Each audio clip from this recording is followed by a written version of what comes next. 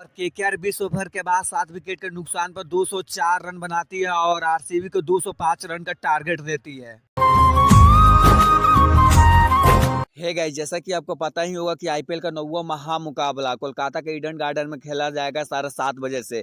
और इस मैच में केकेआर और आरसीबी की भिड़ंत होगी और दोनों टीमें चाहेगी इस मुकाबले को जीतने के लिए। और इस मैच में आईपीएल का जो ये 9वां मुकाबला है, इसको देखने के लिए काफ़ी दर्शक आए हैं और खुद शाहरुख खान इस मैच को देखने आए हैं, क्योंकि उनका फेवरेट टीम जो केकेआर है उनकी मैच है, तो उनको आना ही आना है। और इस मैच में केकेआर और आरसीबी के बीच टॉस होता है और टॉस आरसीबी जीतकर गेंदबाजी का फैसला करती है।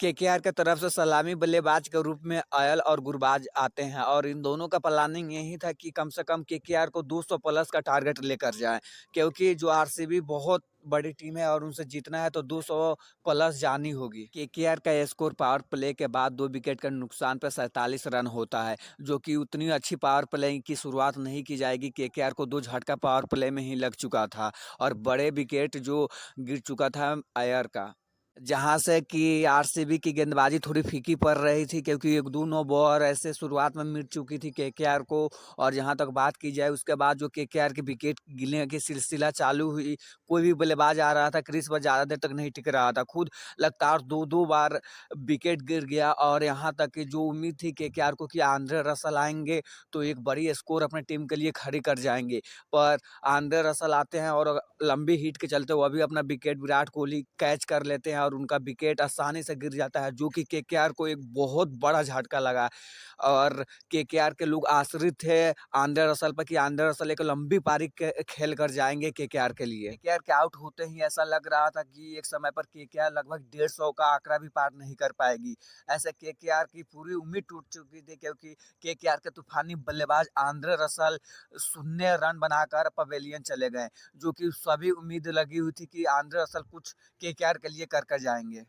उसके बाद बल्लेबाजी करने आते हैं रिंकू और ठाकुर। ऐसे दोनों बल्लेबाजी संभल के खेल रहे थे, लेकिन एक समय पर ऐसे लग रहा था कि जो केकेआर की टीम है लगभग 150 160 के आसपास ऑल आउट हो जाएगी। और जैसे उसके बाद जो बल्लेबाजी करने आए, दोनों की जो साझेदारी हुई, ऐसा लगा कि मैच को इन्होंने उठाकर पलट दिया।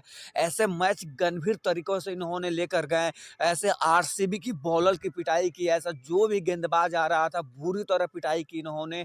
और जो कि बात की जाए ठाकुर की, जो कि ठाकुर कम से कम बॉल 21 गेंद में 52 रन बनाए, जो कि अभी तक की आईपीएल की 2023 की सबसे तेज हाफ सेंचुरी है। और काफ़ी आक्रामक बल्लेबाजी की है, ऐसा कि बीच में 1-2 बॉल भी गेंदबाज डाले अपनी गेंदबाजी की दिशा भूल चुके थे। ऐसी पिटाई बुरी तरह से हुई थी आरसीबी के गेंदबाजों की, और जितनी तारीफ की जाए ठाकुर की उतनी कम है, जो कि उस सिचुएशन में आकर अपने टीम को एक काफ़ी अच्छी स्कोर पर लेकर गए और कम बॉल खेल के काफ़ी स्ट्राइक रेट आगे तक लेकर गए। दोनों की इतनी बेहतरीन पार्टनरशिप हुई कि 100 रन का आंकड़ा दोनों ने पार्टनरशिप में पार कर लिया, और इसी बदौलत 100 रन का पार्टनरशिप पार करने के बाद आज केकेआर 200 प्लस का रन स्कोर ले गई, जो कि एक बड़ी स्कोर कहलाएगी। और दोनों की जितनी तारीफ की जाए उतनी कम है, जो कि जहाँ पर टीम फंसी हुई थी उस मुसीबत से निकाल कर ही दोनों ने एक टीम को बहुत अच्छे स्कोर पर ले गए। और आरसीबी कैसे बल्लेबाजी करती है, 205 का टारगेट कंप्लीट कर पाती है या नहीं, वीडियो में बने रहिए। 205 रन का पीछा करने उतरी आरसीबी की शुरुआत उतनी अच्छी नहीं थी। पावर प्ले में 2 बड़े दिग्गज खिलाड़ियों का विकेट गिर चुका था और पावर प्ले काफ़ी शुरुआत अच्छी नहीं हुई। आरसीबी में जैसा लग रहा था विकेट गिरने की सिलसिला चालू हो गई थी, विकेट रुक ही नहीं रहा था, कोई भी बल्लेबाज आकर ज़्यादा देर तक क्रीज पर नहीं टिक रहा था, आकर तुरंत ही आउट हो जा रहा था। नाइट राइडर्स में यह था कि लास्ट में आकर ठाकुर और रिंकू टीम को संभाल लेते हैं, उनकी 100 रन की पार्टनरशिप काफ़ी अच्छी होती है, जिसके चलते केकेआर 205 रन तक जाके आरसीबी की पारी बिखर चुकी है। चारों तरफ से आरसीबी की पारी बिखर चुकी थी, विकेट पर विकेट गिर रहा था। आरसीबी क्या करे उनको खुद समझ में नहीं आ रहा था, कोई भी बल्लेबाज आकर ज़्यादा देर तक क्रीज पर नहीं टिक रहा था और आकर तुरंत अपना विकेट केकेआर को दे रहा। अभी तो पूरी कोशिश करती है इस मैच को जीतने के लिए, पर उनके टीम में कोई भी ऐसा खिलाड़ी नहीं था जो कि आकर हमें टीम को संभाल सके। कोई भी आ रहा था और तुरंत आउट होकर पवेलियन चल रहा था, झटके पर झटके आरसीबी को लग रहा था। ऐसा कोई बल्लेबाज नहीं था जो कि आकर अपनी टीम को संभाल सके। 17 ओवर के चौथे गेंद पर आरसीबी की पारी 123 पर बिखर जाती है और आउट हो जाते हैं आरसीबी के सभी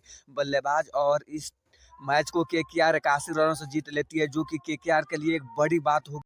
तो गाइज इतना ही। अगर वीडियो अच्छी लगी हो तो लाइक सब्सक्राइब शेयर जरूर करना। मिलते हैं नेक्स्ट वीडियो में, जब तक बाय। भी कोशिश करती है इस मैच को जीतने के लिए, पर उनका कोई खिलाड़ी टिक नहीं रहा था।